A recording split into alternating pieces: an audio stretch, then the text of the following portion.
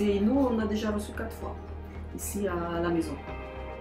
Mais c'est vrai que dans l'ensemble, on n'est pas des gens qui vont régulièrement au théâtre. Mais ça va venir. C'est comme si les murs avaient disparu autour et on était dans... N'importe dans quel spectacle, je pense qu'à un moment ou à un autre, on s'identifie. C'est vrai que le théâtre, au niveau des jeunes, je trouve pas ça très attractif. De moi-même, je sais que j'irai pas au théâtre, en tout cas. Mais donc je trouve que c'est une bonne initiative de venir à la maison, ça nous fait découvrir et moi ça me fait apprécier le théâtre, franchement.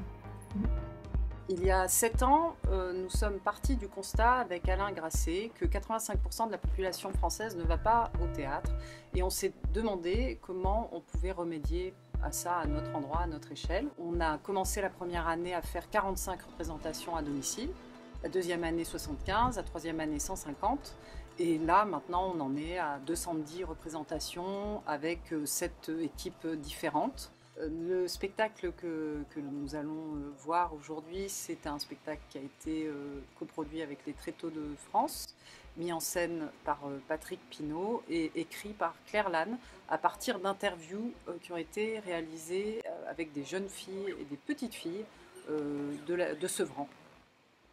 En tout cas, bonjour à tous. Merci beaucoup Fernando et Azira de nous recevoir chez vous pour la 4e fois.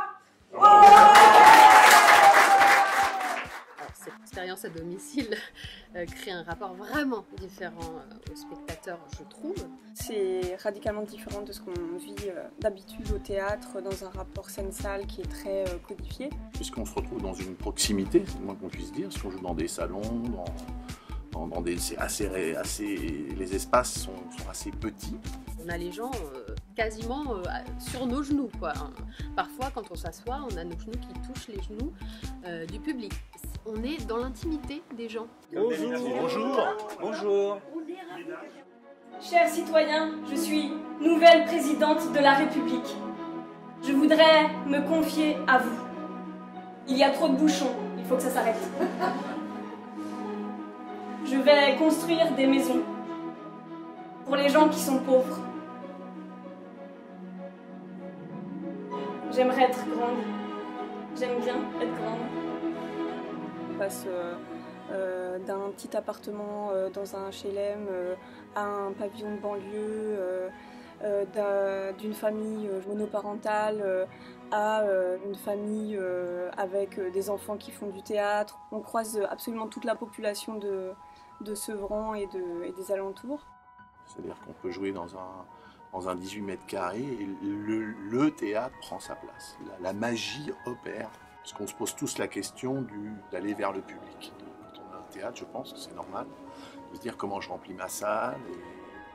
Et le souhait, c'est qu'il y ait une multitude de gens à l'intérieur de la salle. Mais quand je dis la multitude, c'est venant de tous les horizons, de toutes les classes sociales possibles.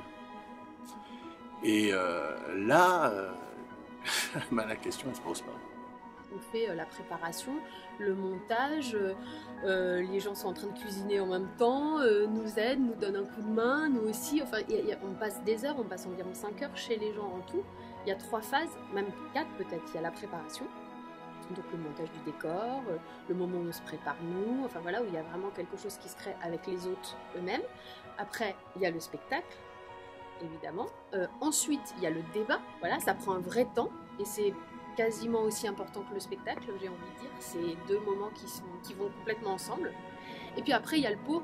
Il y a le moment où on boit un verre, on mange un morceau. Par rapport à des théâtres où c'est vrai que tu y vas, tu regardes un spectacle et tu as la forme artistique qui t'est proposée, tu la regardes, tu rentres chez toi.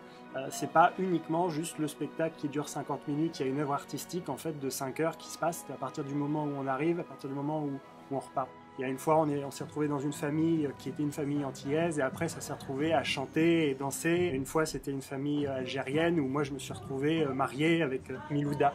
Voilà.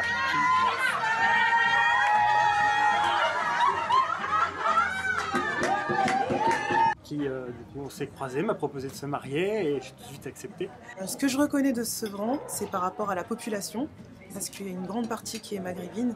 Et dans les textes qui ont été dits, la plupart, c'est des jeunes filles qui s'imaginent en Algérie. Et aussi, les images de la ville de Sevran, elles sont magnifiques. J'en avais pas vu d'aussi belles avant ce soir. On On a eu des moments très émouvants avec des femmes qui vont nous raconter que quand on parle de l'Algérie, ça leur rappelle leur enfance, le pays qu'ils n'ont pas vu depuis 20-30 ans. Nous diffusons actuellement les spectacles sur une quinzaine de villes, je précise, et c'est très important que ces spectacles sont gratuits pour les habitants, mais ils ne sont pas gratuits en soi puisque c'est des compagnies professionnelles qui tournent dans le réseau national qui font ces spectacles et qui tournent à domicile avec nous. Et donc ces spectacles sont financés en majeure partie par la ville de Sevran, mais aussi par l'agglomération, le département, la région, le ministère de la Culture, le ministère de la Ville et maintenant aussi des fondations privées comme la Fondation ADP ou la Fondation Cœur à l'ouvrage.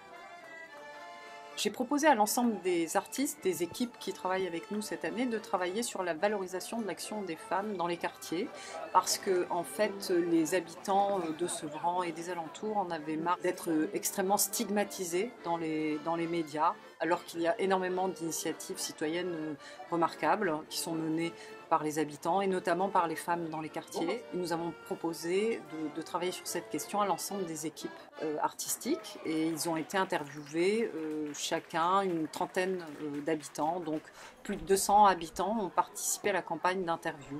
Ça va plus loin que juste le côté se dire bon bah on va pouvoir permettre d'amener de la culture auprès de personnes qui soit n'ont pas forcément accès ou alors se disent que c'est pas pour eux, ça apporte autant aux personnes chez qui on va, qui vont voir un spectacle, que nous qui le faisons et qui le suivons.